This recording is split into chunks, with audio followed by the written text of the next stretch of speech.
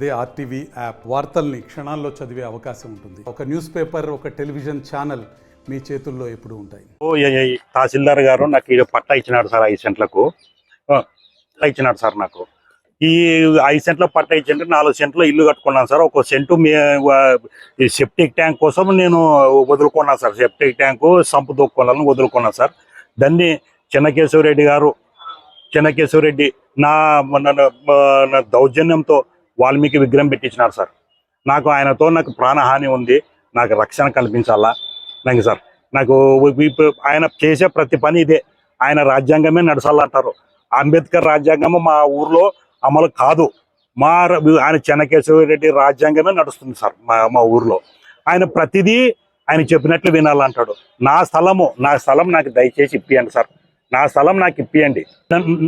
నా స్థలం సార్ నాది అంగన్వాడి వరకు చెక్ బందులు ఉన్నాయి సార్.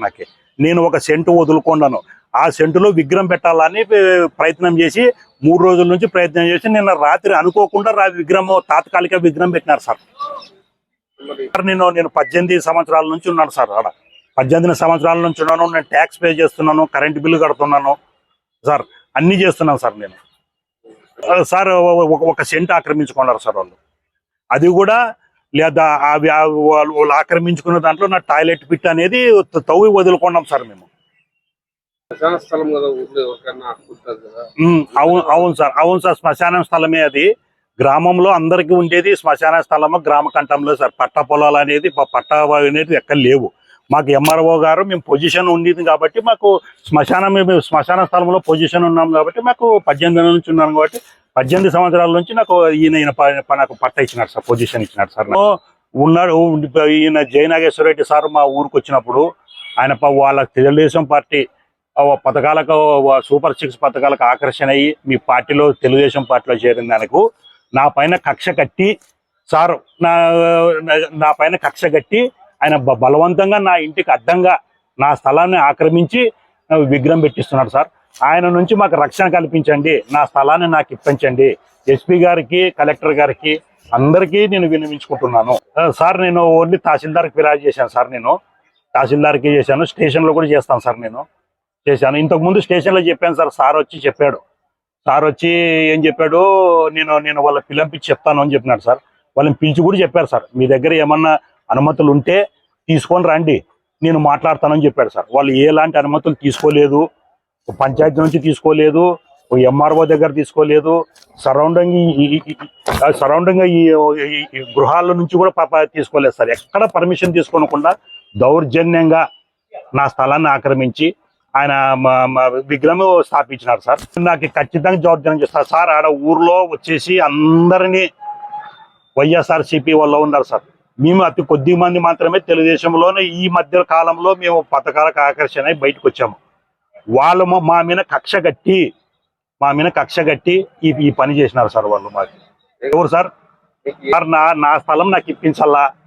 వాళ్ళు ఎక్కడైనా పెట్టుకుని విగ్రహము, నాకైతే వాళ్ళ విగ్రహం ఎక్కడ పెట్టుకున్నా నాకు అభ్యంతరం లేదు. నా స్థలం కాదని ఎక్కడైనా పెట్టుకోవచ్చు.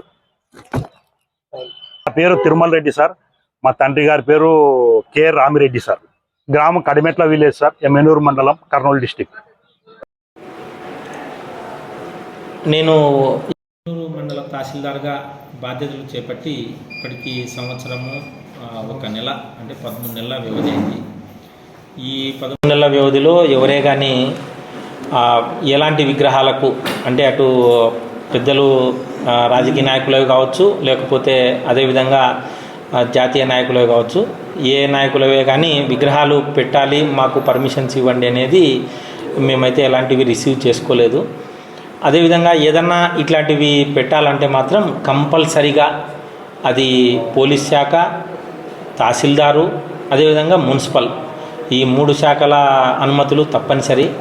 ఎందుకంటే ఎక్కడ పడితే అక్కడ విగ్రహాలు అనేది నెలకొల్పితే ఖచ్చితంగా ప్రజల జనజీవనానికి ఇబ్బందులు ఏర్పడతాయి. కాబట్టి వాటిని పరిగణలోకి తీసుకొని ప్రజల యొక్క అభిప్రాయాన్ని కూడా తీసుకొని సేకరించి అక్కడ ఎలాంటి అబ్జెక్షన్ లేదని రాసిచ్చిన తర్వాత మాత్రమే అది పెట్టుకుంటే కరెక్ట్గా ఉంటుంది.